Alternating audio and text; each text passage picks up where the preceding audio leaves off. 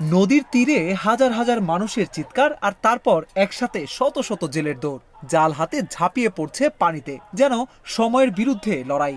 আফ্রিকার অন্যতম ঐতিহ্যবাহী মাছ ধরার উৎসবের শেষ দিনে এমন দৃশ্যই দেখা গেল নাইজেরিয়ায়। কেব্বি রাজ্যের নদীতে অনুষ্ঠিত এই প্রতিযোগিতায় অংশ নেন শত শত জেলে।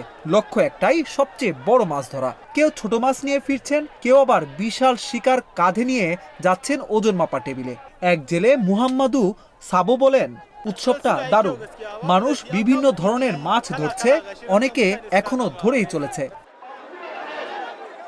অতিথিরা উত্তেজনা নিয়ে দেখছেন মাছ ওজন করা, কারণ সবচেয়ে ভারী মাছের মালিকই হবেন বিজয়ী। পাশে রাখা পুরস্কারের গাড়িটি যেন প্রতিযোগিতার উত্তাপ আরো বাড়িয়ে দেয়। উৎসবের এক অতিথি হাসান মোহাম্মদ বলেন, এই মাছ ধরার উৎসব অসাধারণ। দেশের নানা জায়গা থেকে মানুষ আসে, আমরা আল্লাহর কাছে কৃতজ্ঞ, সব যেন শান্তিপূর্ণভাবে শেষ হয়।